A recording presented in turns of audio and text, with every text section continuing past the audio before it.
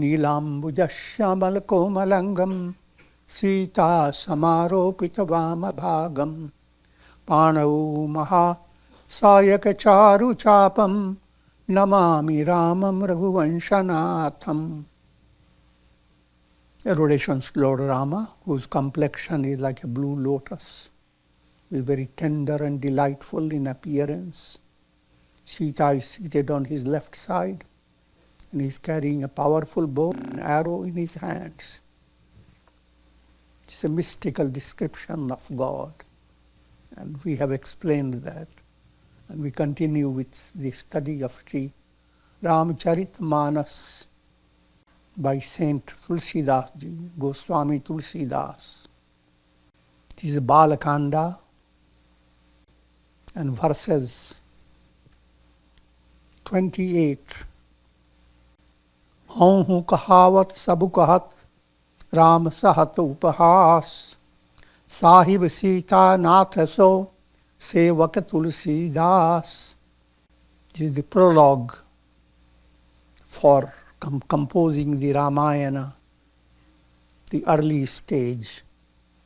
And Tulsidas is describing his devotional state of mind that has been inspired to write a poetic work that will be forever glorious as long as there is humanity.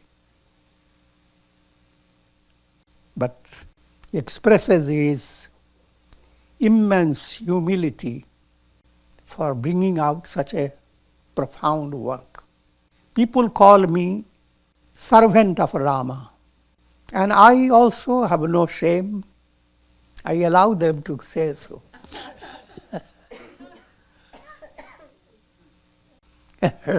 Rama is abused by it. He bears with it. Tulsidas ji is servant of such a Swami. Swami is Sita Ram, the Lord and Goddess. And Tulsidas ji is servant. And what type of servant is he? He describes his heart. Try to understand, it's a very sensitive matter that touches the heart. When devotees begin to express, their expressions are not like mathematical, precise instructions of the Vedanta, but they are something, they are the voice of the heart. And it arises from the heart and touches the heart of people. First, setting up relationship with God. God in two aspects, Rama and Sita. Rama is Brahman, the Absolute. Sita is Prakriti, Maya Shakti. Both are one and the same. Soon we will be celebrating the glory of Maya Shakti in mother worship.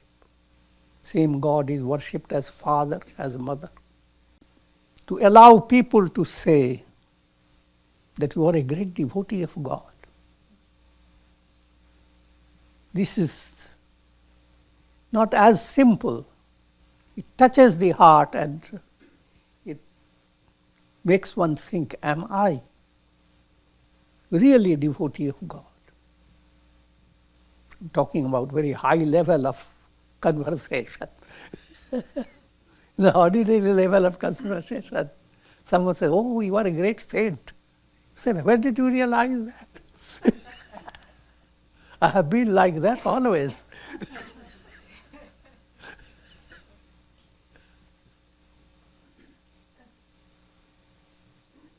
But here is in a profound way.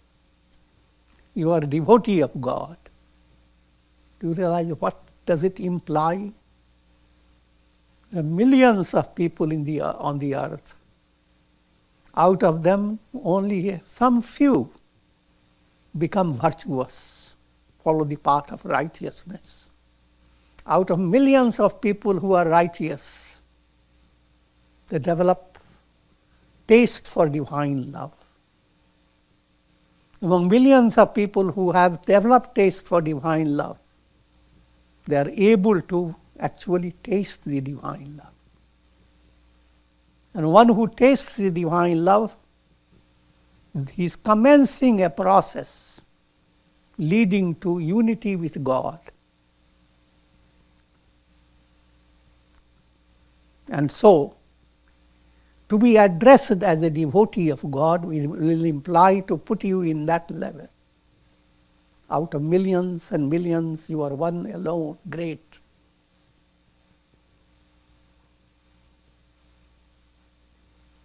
And so, Tulsidas is giving you a drama. If that's what you want to be called by people, you are a devotee of God. Ask yourself, am I a devotee of God? And ask yourself with deep humility, because this attainment of devotion is not like succeeding in a business. It's highly qualitative. And if you have attained it, then the prosperity of the entire world becomes little before it. So it is not an ordinary attainment. It sets up a process of termination of the cycle of birth and death. And an awareness, I am all that is. It is not something so simple. Tulsidas is trying to dramatize how awkward he feels when people call him he is a devotee of God.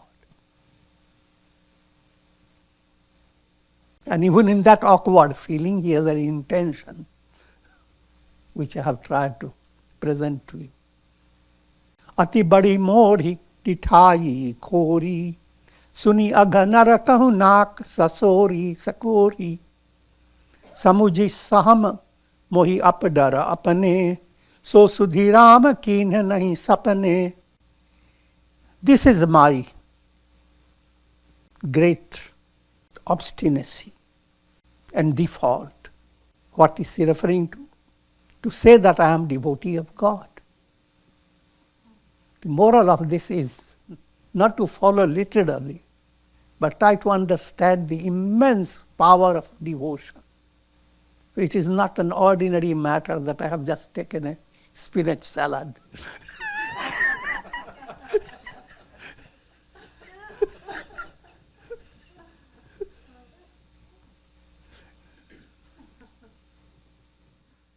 This obstinate affirmation, even the hell, the region of hell, turns away from me.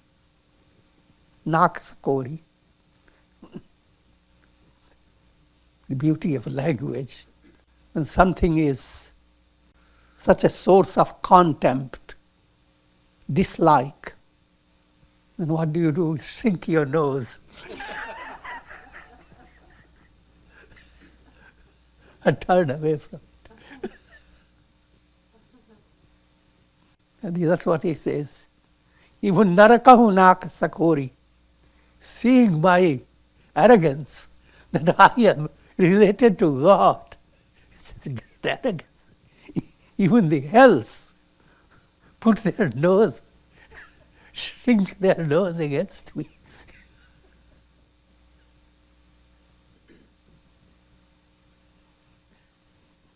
The subtle meaning behind it. That once you have developed slightest devotion to God, you have no place in hell. So it's a satirical work, as if hells have rejected him. When I look at my own defects, and how distant am I from God, I am horrified. But God, Rama, he does not give attention on my defects. It's like a mother does not look into the defect of a baby. The love overpowers all. God's love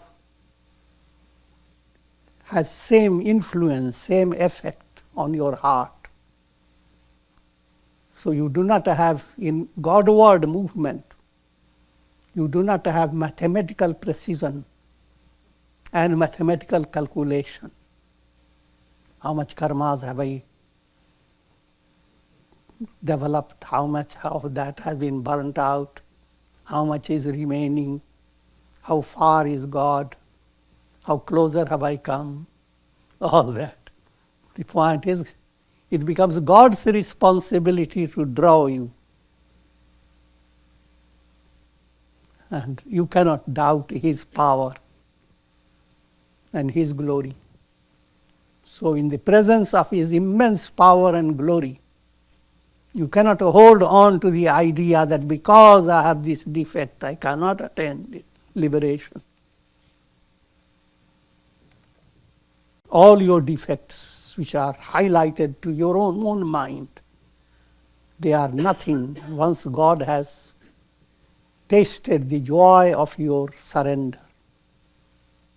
Or once you have developed pure surrender and moved towards divine love, then all your defaults are dismissed. That's what again and again these different stories bring out, that Shabari, who was just a wild lady, and even in giving him, offering him fruits, she used her own logic to give him the bare fruits that are sweet.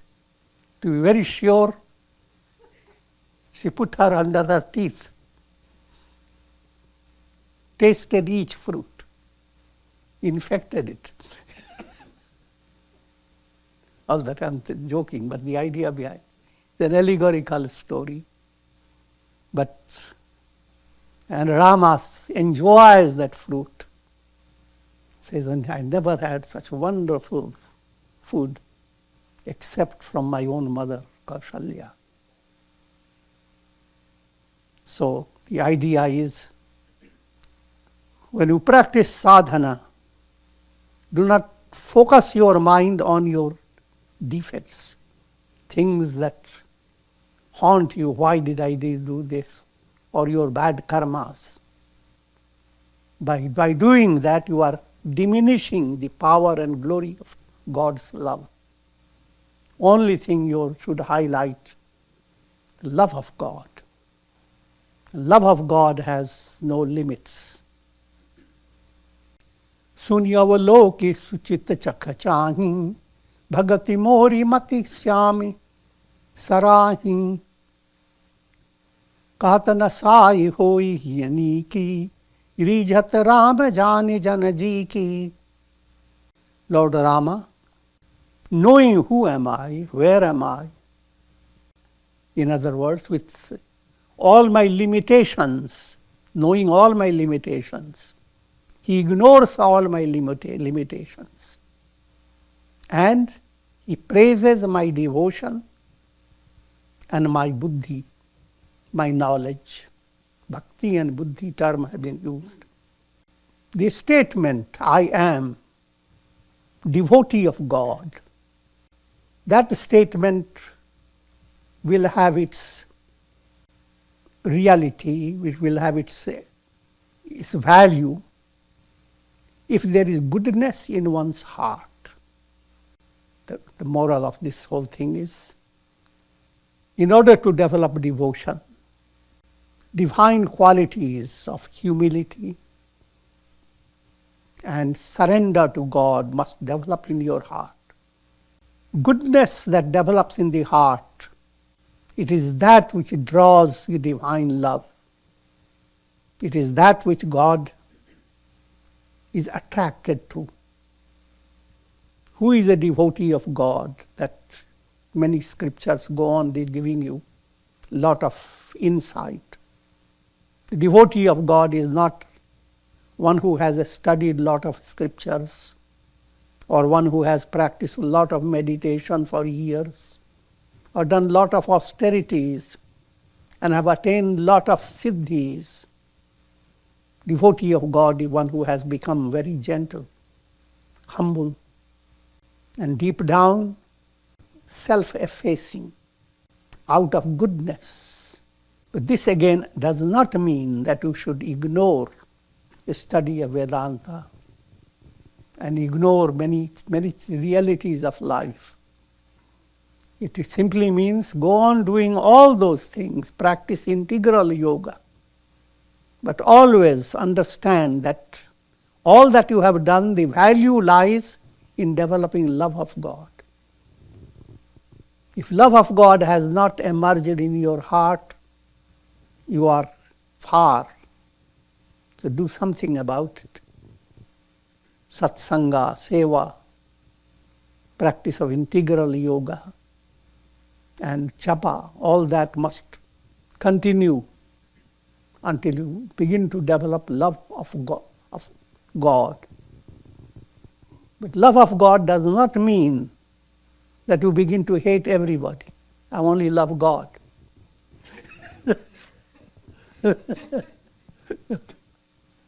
Love of God is to realize that in all your loving sentiments, the reality behind your loving sentiment is to discover God. So if you are loving your mother, it's God in the mother. Loving brother, sister, husband, wife, whatever relationship, it is God who is being the focus of your love.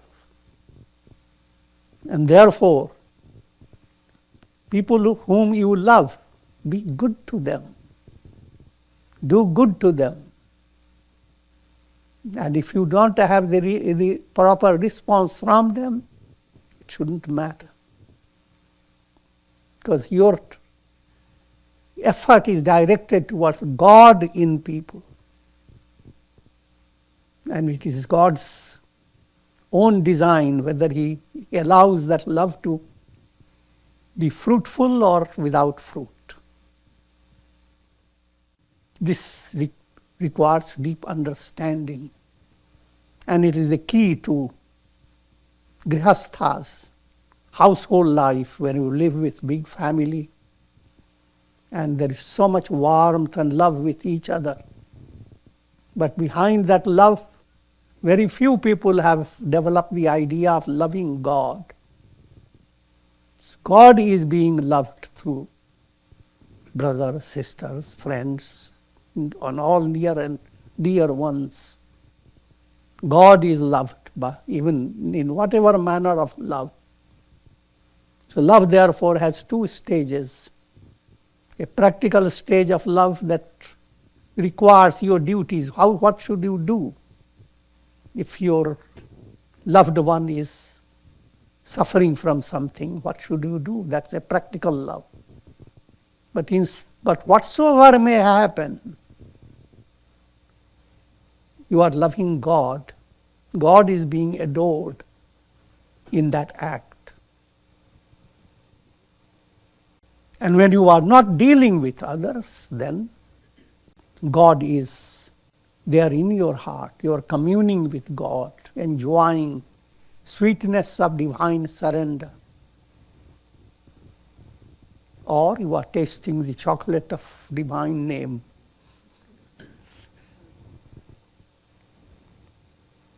रहते न प्रभु चित चूक चिये की, करत सुरति सय बार हिये की, यहीं अघ बधे उस व्याध जिमी बाली, फिर सुकंठ सोए कीन्ह कुचाली. God, referring to Rama, does not give attention to the mistakes committed by devotees. God forgets about the mistakes. But whatsoever good a devotee has developed, God magnifies it by hundreds. Referring to the story that is going to come, the sin that was committed by Bali, for which Rama destroyed him in a special way. Rama hunted him down. This very same sin was committed by Sugriva, and Rama remains a profound friend for Sugriva. Reading all this will give you with quick confusion because that requires mystical insight into the stories of Ramayana. Bali and Sugriva, they are brothers. Bali refers to lower self. Sugriva is higher self. Your bhavana, your feeling that was wedded to Bali. Now Bali snatched away the wife of Sugriva, and with immoral purpose. That was, Bali committed that error. And Rama killed Bali because of that. Sugriva found his own wife, but then he married Bali's wife, Tara. Bali's wife represents feeling. Feeling wedded to lower self, but not satisfied. Now, with the end of lower self, she switches to higher self. So that type of switching is perfectly normal, rather required. But in a storyline, it seems like similar mistake was committed by two types of people. Rama ignores Sugriva and punishes Bali. Don't go into too much detail. All this will come to you again with more. Same situation is with Vibhishana. Ravana's wife Mandodari switches her love from Ravana to Vibhishana. Ravana is ignorance. Vibhishana is sattvic buddhi, pure, a movement towards Rama. So things that seem similar, but their values are totally different. Prabhu taru tar kapi dar par te kiye aapu saman, Tulsi kaha kahun Ram se sahib shil nidhan. In this story, Rama creates a monkey army to fight against Ravana. Ravana is ignorance. Ravana, who later will hear this story, who kidnapped Rama's wife Sita. Sita is viveka buddhi, discriminative knowledge. Ignorance has grasped it. Rama integrates the energies that operate at the level of mind and senses. The energies operating at the level of mind and senses are monkeys, and little of the unconscious energies are called bears. Monkeys and bears. In this storyline, monkeys stay on the branches of the tree, up on the tree, and Rama relaxes by the base of the tree. And Rama enjoys it, though the monkeys have found their higher level. In other words, in devotional movement, your ego-based values are of little importance. Heart-based value is of great importance. So, loving God doesn't require your mind to constantly think of, did I do something wrong to God?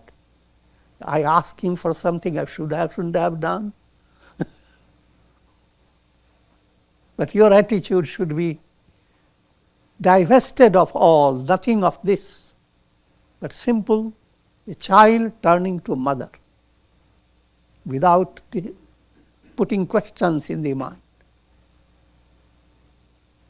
If that is so, then God as if adores that child.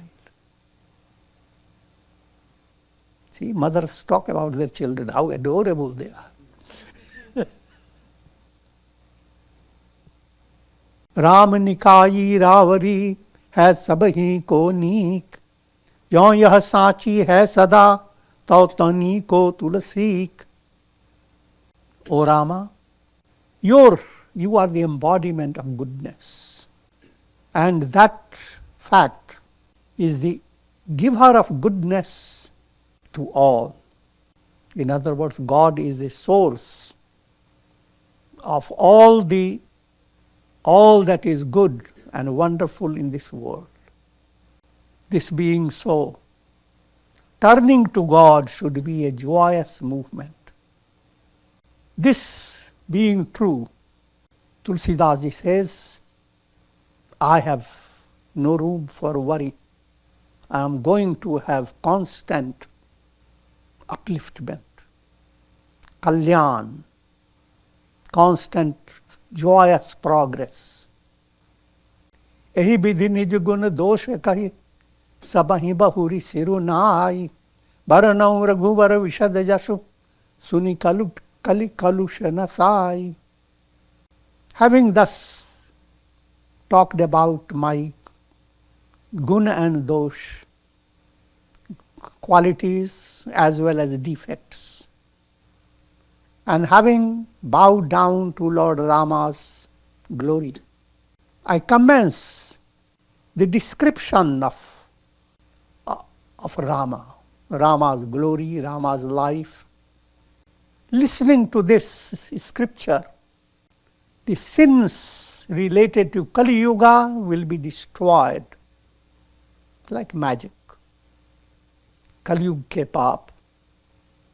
In other words, the grossest of negative traits or negative qualities that enter in human heart, revenge, anger, jealousy, violence, once there is degradation enters, there is no limit to degradation. And Kali Yuga means, I have explained to you, there are 4 yugas.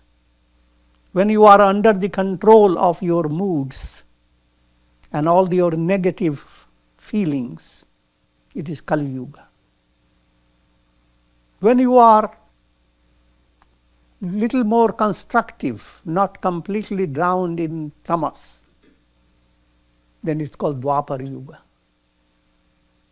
When you become more distinctive between virtue and vice, and begin to develop virtuous qualities with more attention, then it's Treta Yuga.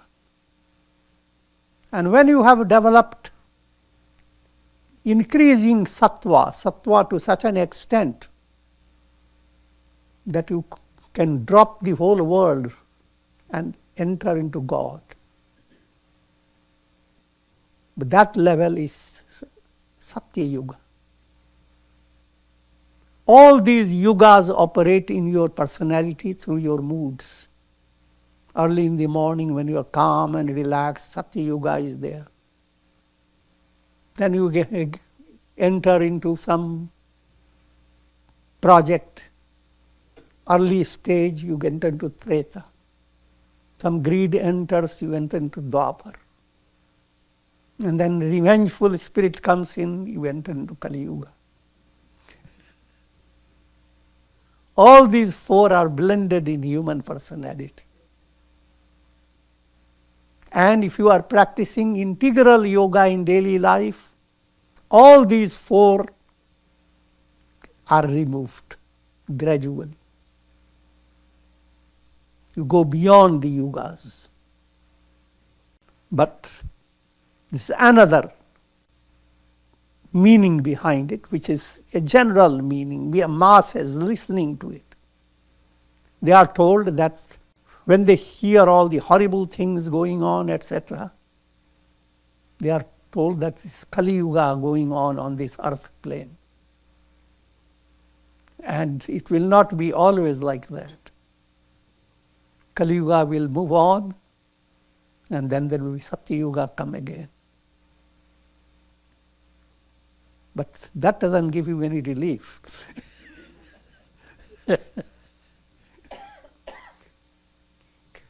That really gives a relief to the mass mentality. Because they're always looking at the world as the world is real. But they don't realize all these defects that you see in the world, they are always in the world. There wasn't a time. Yes, in old times you didn't have all the websites, etc., and the progress, technological progress.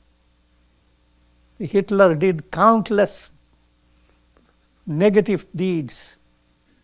And still there are people who say, oh no, Hitler didn't do it. The idea what I'm explaining, that all the terrible things go on happening. The masses don't know it. But these days, you know them. Even slightest something happens, even in far distant New Zealand and Australia, and you can't sleep because something happened.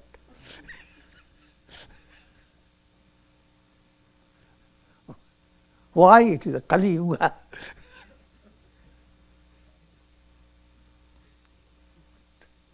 Try to understand the subtler meaning about yugas, and they relate to your mind. And don't allow your mind to be distracted by the world. The world will have always three types of gunas: tamas, rajas, sattva. And negative activities of the world, they challenge the saintly qualities that are latent in your heart. Those latent saintly qualities cannot be awakened unless there is challenge. There will not be Christ unless there are people to crucify him.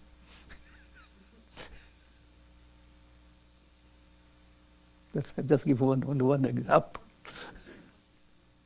So by listening to this Ramayana, which is done in such artistic way that the story itself fascinates your mind and you want to know what happened. And as you go on listening to it, so many positive insights begin to develop. So many prayers you recite. A mantric influence enters your mind. जागबलिक जो कथा सुहाई, भरद्वाज मुनि वरहि सुनाई, कहीं हम सोई संवाद बखानी, सुनहु सकल सज्जन मुनि सुखमानी. That Rama's story that was told by Yajnavalkya, again just deviation from Yajnavalkya is a real Sanskrit word for the sage.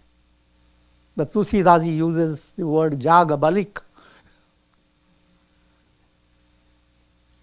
He is a greatest scholar of Sanskrit.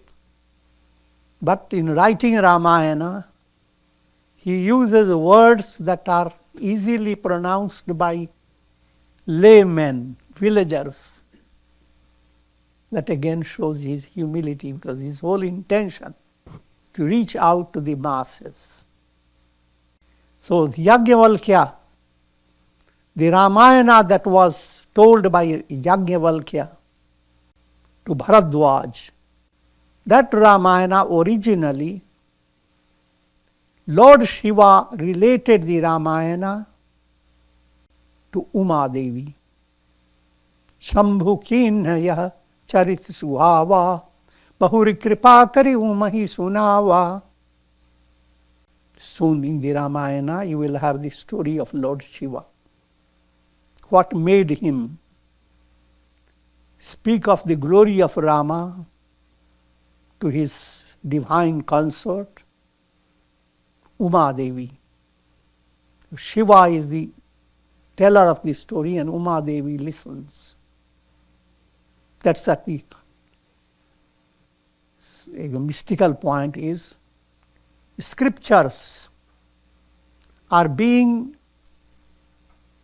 studied in different levels. Aspirants are listening to the same scripture, but in different settings due to their different stages of evolution. Uma Devi had no deficiency. She didn't need enlightenment. So in that level, Shiva tells Uma, the entire story is a divine joy, expression of divine ecstasy. At Shiva level, the Rama story is all joyous communication. Soyi Shiva ka gabhu sunduhi dinha, Rama bhagat adhikari chinha. And same Shiva, after telling the story to Uma, he told the same Ramayana to Kagabhushundi, a sage who is presented as a mighty crow. And crow in turn, learning the Ramayana, teaches Ramayana to lots of birds. So, Hindu people have that type of a visualization, that type of concept, that somewhere there is a sacred place in the Himalayas. There is a big shrine of Kagabhushundi, and birds all come to listen, because the birds know the language of birds.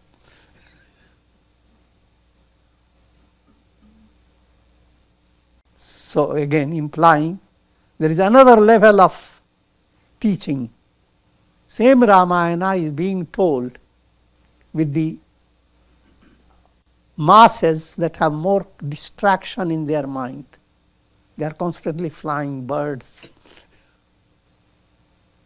But the teaching enters their heart and brings tremendous change in them.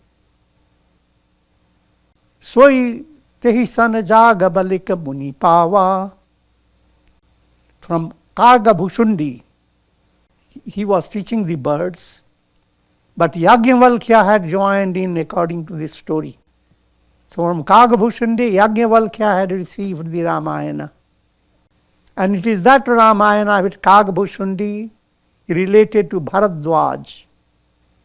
These two, the storyteller and the one who listens, they are great sages, Yajnavalkya and Bharadwaja.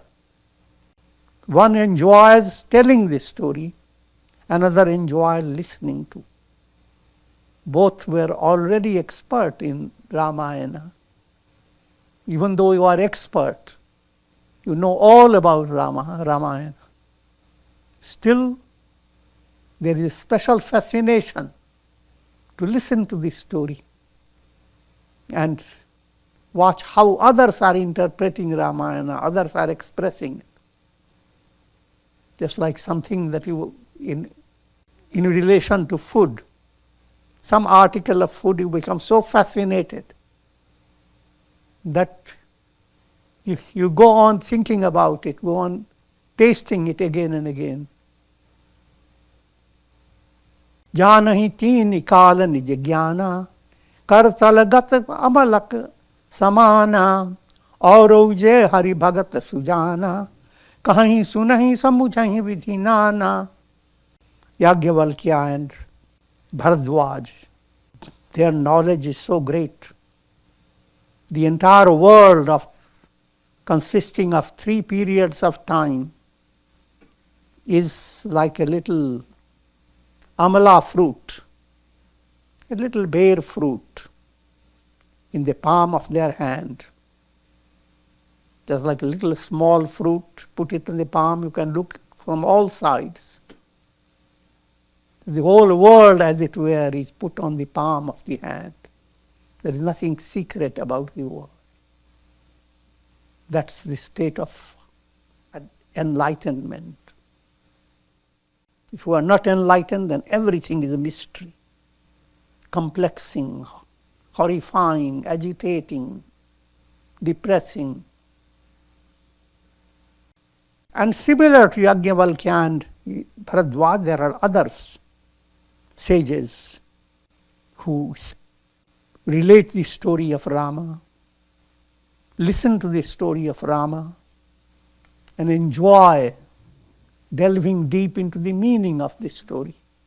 मैं पुनि निज गुर सन सुनी कथा सजसो सु कर खेत समुझी नहीं तसी बालपन तब अति रहूं अचेत.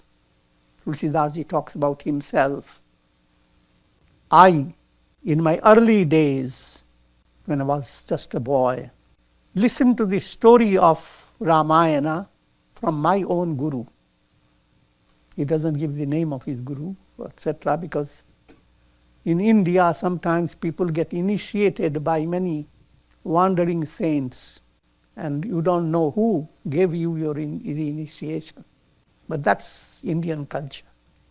And that has nothing to do with the guru-disciple relationship. Where did he listen to? Sukar Khet. It's Sanskrit word of a certain place in India called Varaha Kshetra. This story related to Varah Bhagavan, God who appeared in the form of a boar and destroyed a terrible demon, Hiranyaksha. And that place is sanctified by the memory of that Varaha avatar. That's where Tulsidas received. He had his satsanga with his guru. Again and again the guru had told him about Rama's glory. Shrota Bhakta Jnana Nidhi Katha Ram Kay Gur Kimi Samujhaun Main Jeev Jad Kalimal Grasit Abhimur. The ideal setup, one who listens and one who speaks of this story, both should be in a very advanced state, just like Shiva and Uma. But Tulsidas says that was not the set. His guru was highly advanced. And Tulsidas speaks of himself with humility, that I was not that. So though the guru told me again and again, I imbibed or understood only some of it. And what I have understood and grasped, that I am going to bring out in this Ramayana. Tadapi kahi gur barahi bara, samujhi pari kachu mati anusara. Guru had to tell this story again and again. And it is after listening to this story again and again, I could understand to some extent. And what I have understood, I will put down in literary form. And that I will do for the peace of my own mind. Jas kachu buddhi viveka bala mere, tas kahi hau hiya hari ke prere, nij sandeha moha brahma harani, karau katha bhaya sarita tarani. According to my clarity of my intellect and the strength of viveka, discriminative understanding, and inspired by Lord Hari, God within my heart, I will tell this story that is the remover of doubt, ignorance, and delusion, and a story that serves as a boat to take the soul across the ocean of the world process. Buddha Vishrama Sakala Jana Ranjani, Rama Katha Kali Kalusha Vibhanjani, Rama Katha Kali Pannaga Bharani, Puni Viveka Pavaka Kahu Arani. The glory of the story of Rama is, Tulsidas continues to describe. The story of Rama is giver of Vishram, the divine rest. Remember the biblical statement of Jesus where foxes have their nests and foxes have their holes and birds have their nests, but the Son of Man has no place to lay his head upon. Where is the resting point? Those who are panditas, those who are highly advanced, through devotion to Rama, they attain absolute Vishram, absolute rest. Ram is the name of God. Vishram is absolute rest. Aram is a transient rest. So a lot of word with Ram acts like mantra. And Ram word has gone into all languages. See? Panorama, Cinerama. Even Rome is same as Rama. And Muhammadan festival known as Ramajan. For destroying the snake of Kali Yuga, the story of Rama acts like peacock. Peacock eats up snakes. Ram Katha is like peacock, with all the glories spreading out through the wings. And Kali Yuga is moving like from hole to hole, like a big snake. Ram Katha kills it. And just as in wood, the old style, kindling fire was done by creating friction between two pieces of wood. So in the pieces of wood there is fire latent. And when they are rubbed, fire emerges. So when you listen to the Ramayana, that fire emerges, fire of enlightenment, fire of devotion. And with this I will conclude. Hari Om Tat Sat. Om Shri Ramaya Namah. Om Shri Ramaya Namah. Om Purnamadaha Purnamidam Purnat Purnamudachyate Purnasya Purnamadaya Purnameva Vashishyate. Om Shanti Shanti Shanti.